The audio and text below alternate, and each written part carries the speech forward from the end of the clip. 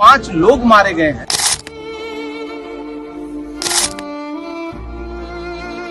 झील में पानी बरसता है हमारे देश में, खेत पानी को तरसता है हमारे देश में, जिंदगी का हाल खस्ता है हमारे देश में, दूध महंगा खून सस्ता है हमारे देश में।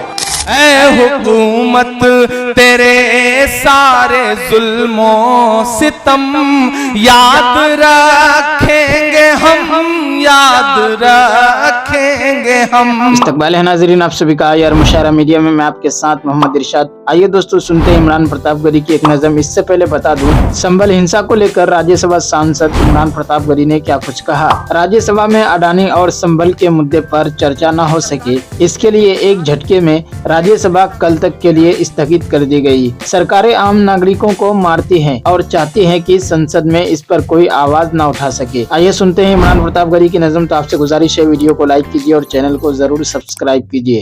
हुकूमत तेरे सारे जुल्मों सितम याद रखेंगे हम, याद रखेंगे हम। लॉकडाउन के वो जानलेवा करम याद रखेंगे हम, याद रखेंगे हम। ऐ हुकूमत तेरे सारे जुल्मों सितम याद रखेंगे हम, याद रखेंगे हम। अपने माँ बाप घर बार से दूर थे, अपने माँ बाप घर बार से दूर थे। जुर्म ये था बिहारी थे मजदूर थे, जुर्म ये था बिहारी थे मजदूर थे। पेट खाली था और भूख से चूर थे, फिर भी पैदल ही चलने को मजबूर थे। कि दिल में थी बेबसी आँख आंसू से नम, याद रखेंगे हम, याद रखेंगे हम। ऐ हुकूमत तेरे सारे जुल्मों सितम याद रखेंगे हम, याद रखेंगे हम। एक बंद पढ़ता हूं। जब गुजरात से मार मार के भगाया जा रहा था, जब उत्तर प्रदेश में भाजपा की योगी आदित्यनाथ की पुलिस मुर्गा बना के लाठियां बरसा रही थी, मैं उन मंजरों का गवाह हूं, क्योंकि हम लोग लगातार खिदमत कर रहे थे अप्रवासी मजदूर जो आ रहे थे उनकी। तब मैंने जो देखा था उसे लफ्जों में पिरोने की कोशिश की है कि रास्ते भर में हमको सताया गया, रास्ते भर में हमको सताया गया, और फिर लाठियां बरसवाया गया। चलते चलते जो टूटी मेरी सांस तो तब जनाजे को घर पहुंचवाया गया। मुझको मारा गया हर घड़ी दम बदम, याद रखेंगे हम, याद रखेंगे हम। ऐ हुकूमत तेरे सारे जुल्मों सितम याद रखेंगे हम, याद रखेंगे हम। आखिरी मिसरे पढ़ता हूं और वहां से लेकर के जहां तक मेरी नजर जा रही है और पीछे जहां तक मेरी नजर जा रही है, ये जो अगले 4 मिसरे हैं आज से पूरे पटना और पूरे बिहार की फजाओं में गूंजने चाहिए। बताइए नीतीश कुमार को, कहिए नरेंद्र मोदी से कि 15 सालों का बदला लिया जाएगा, 15 सालों का बदला लिया जाएगा। सब सवालों का کا بدلہ لیا جائے گا، سب سوالوں کا بدلہ لیا جائے گا، چلتے چلتے جو تھے پاؤں میں پڑ گئے، ایسے چھالوں کا بدلہ لیا جائے گا۔ اور نتیش کمار، نریندر مودی جی، دیکھنا توڑ دیں گے تمہارا بھرم، یاد رکھیں گے ہم، یاد رکھیں گے ہم، اے حکومت تیرے سارے ظلم و ستم، یاد رکھیں گے ہم، یاد رکھیں گے ہم۔ لاک ڈاؤن کے وہ جان لیوا کرم، یاد رکھیں گے ہم، یاد رکھیں گے ہم۔ آپ یقین جانو عالم گنج والوں، پورا ہندوستان اس وقت بہار پہ نظریں گڑائے، اور وہ بوکھلاہٹ ان دنوں، چاہے وہ کل نریندر مودی جی نے گیا میں سبھا کری، حالت یہ تھی کہ ڈھونڈ ڈھونڈ کر کے لوگ لائے گئے تھے، لیکن پھر بھی کرسیاں نہیں بھری تھیں، اور ان کے چہرے پہ دکھ رہا تھا بہار چناؤ کی ہار کا ڈر، نریندر مودی جی کے چہرے پہ دکھ رہا تھا۔ اور اپنے نتیش جی تو ایسا بوکھلا گئے ہیں کہ کسی سبھا میں سامنے بیٹھے ہوئے کچھ لوگوں نے لالو زندہ باد کر دیا، تو وہ ویڈیو دیکھا آپ نے؟ ارے نتیش بابو، غموں کی دھوپ میں بھی مسکرا کر چلنا پڑتا ہے، یہ دنیا ہے یہاں چہرہ سجا کر چلنا پڑتا ہے، یہ دنیا ہے یہاں چہرہ سجا کر چلنا پڑتا ہے، اور تمہارا قد میرے قد سے بہت اونچا سہی، لیکن چڑھائی پر کمر سب کو جھکا کر چلنا پڑتا ہے۔ نتیش بابو بوکھلائیے مت، بوکھلائیے مت، آپ کانگریس، آر جے ڈی اور لیفٹ کے مہا گٹھ بندھن کے مقابلے چناؤ نہیں لڑ رہے ہیں، آپ بھاجپا سے چناؤ لڑ رہے ہیں، اور بھاجپا نے آپ کو نپٹانے کا پورا پروگرام پراپر طریقے سے بنایا ہے اور چراغ پاسوان کو چھوڑ دیا ہے، اور رزلٹ آپ کو 10 تاریخ کو دکھ بھی جائے گا۔ تو عالم گنج والوں، میں آپ سے بس یہ گزارش کرنے آیا ہوں کہ یہ لڑائی بڑی ہے، بہت بڑی ہے، اس لڑائی کا مقصد سمجھیے، اس لڑائی میں آپ اپنے ہونے کی اہمیت سمجھیے۔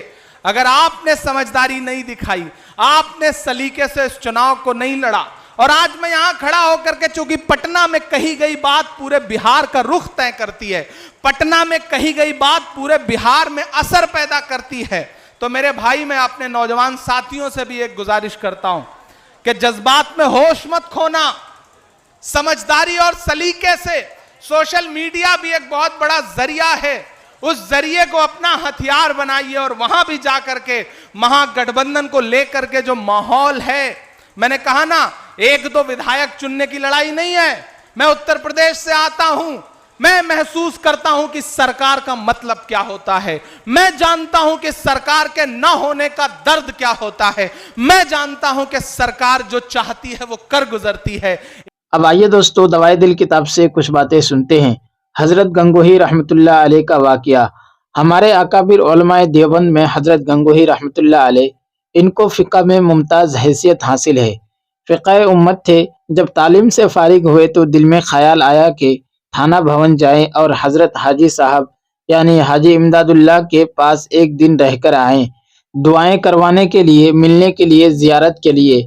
اب جب یہ گئے، حضرت حاجی صاحب سے ملاقات ہوئی تو ملاقات کے بعد اجازت مانگی، واپسی کی۔ حضرت حاجی صاحب نے فرمایا کہ میاں رشید احمد، آپ کچھ دن ہمارے پاس بھی رہ جائیے۔ عرض کیا، حضرت پرانا ہے، سبق کے لیے واپس جانا ہے اور پیدل بھی چلنا ہے، اگر رات کو نیند پوری نہ ہوئی تو دن کو سفر نہیں کر سکوں گا، سفر نہ کیا تو سبق نہیں پڑھا سکوں گا، اس لیے ابھی اجازت مانگتا ہوں۔ حضرت نے کہا، بھائی رات کو یہیں سو جائیے۔ عرض کیا، حضرت خانقاہ میں تو لوگ جاگتے ہیں، میں ایسے میں کہاں سو سکوں گا؟ حاجی صاحب نے فرمایا، میاں رشید احمد، آپ کو کوئی نہیں جگائے گا، آپ سوتے رہیے گا، آپ نے سفر کرنا ہے۔ اب انکار نہ کر سکے، کہنے لگے، اچھا حضرت، رات کو یہیں سو جاتا ہوں، صبح اٹھ کر چلا جاؤں گا۔ حاجی صاحب نے خادم سے فرمایا کہ بھائی میاں رشید احمد کی چارپائی ہماری چارپائی کے قریب ڈال دینا، بس اسی میں کام ہو جانا تھا۔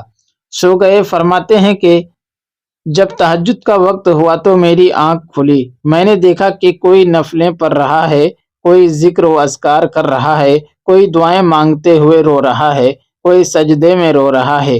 عجیب کیفیت تھی خانقاہ کی۔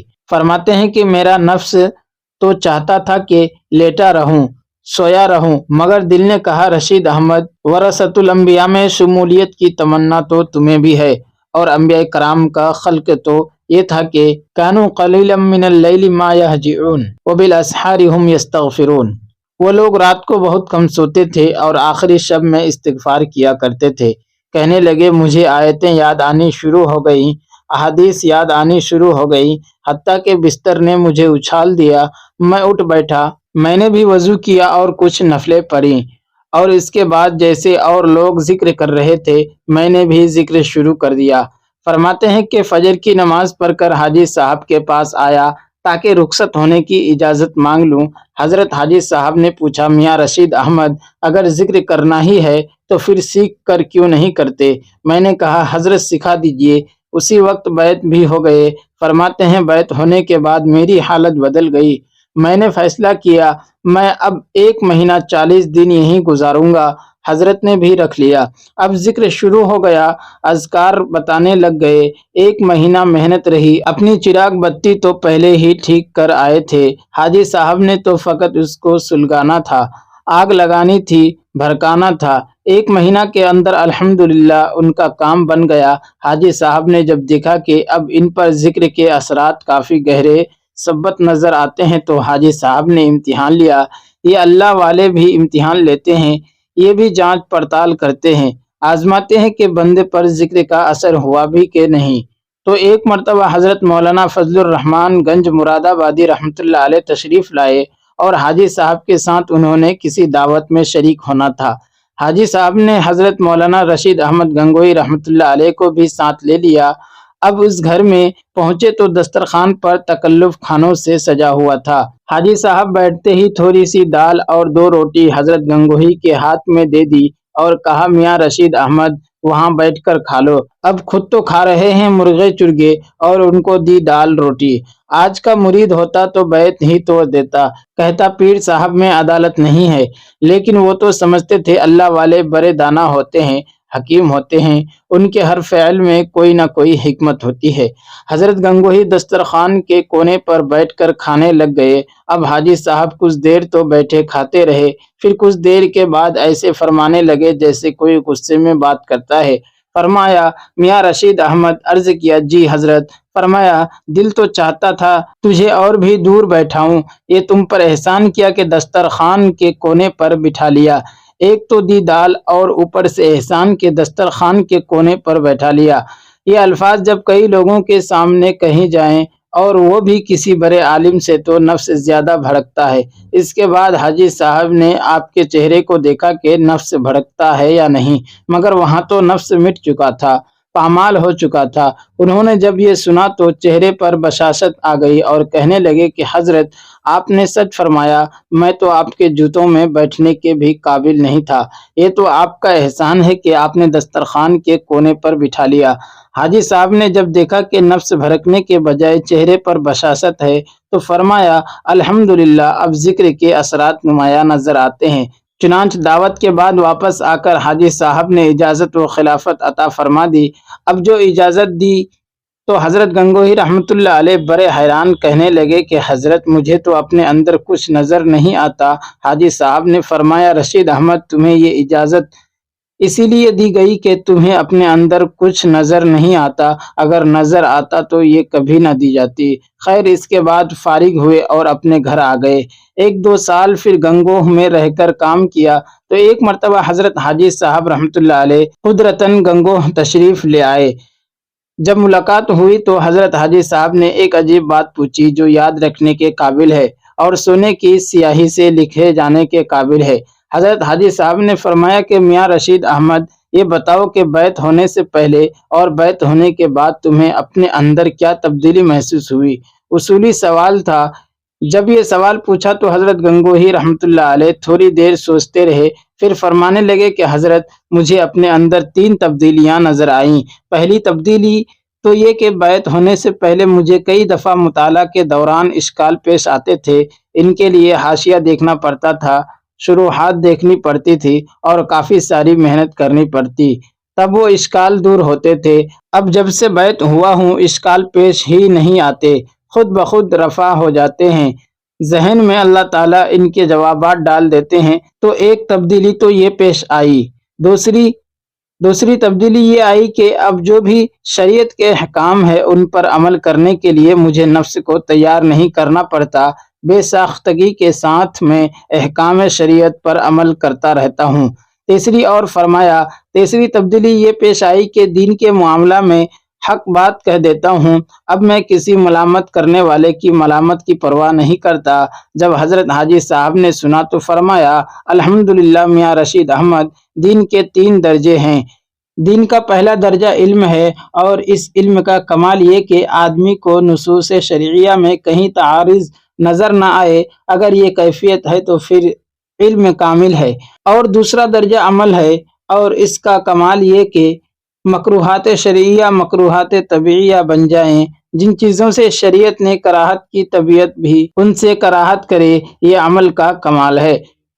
और तीसरा दर्जा है इखलास, और इखलास का कमाल ये है कि इंसान खालिसतन लिवजहिल्लाह अमल करे, हत्ता के मलामत करने वाले की मलामत की परवाह न रहे, लोगों की मदह व ज़म इंसान की नज़र में बराबर हो जाए। ये इखलास का कमाल है। मुबारक हो, अल्लाह ताला ने आपको इल्म में भी कमाल अता फरमा दिया, अमल में भी अता कर दिया और इखलास में भी अता फरमा दिया। अल्लाह रब्बुल इज़्ज़त हमें भी इन्हीं अकाबिरीन के नक्श कदम पर चलने की और ज़िंदगी गुजारने की तौफीक अता फरमाए, आमीन। दोस्तों, वीडियो के आखिर में आपसे गुजारिश है, अगर वीडियो पसंद आई हो तो वीडियो को लाइक कीजिए और चैनल को ज़रूर सब्सक्राइब कीजिए।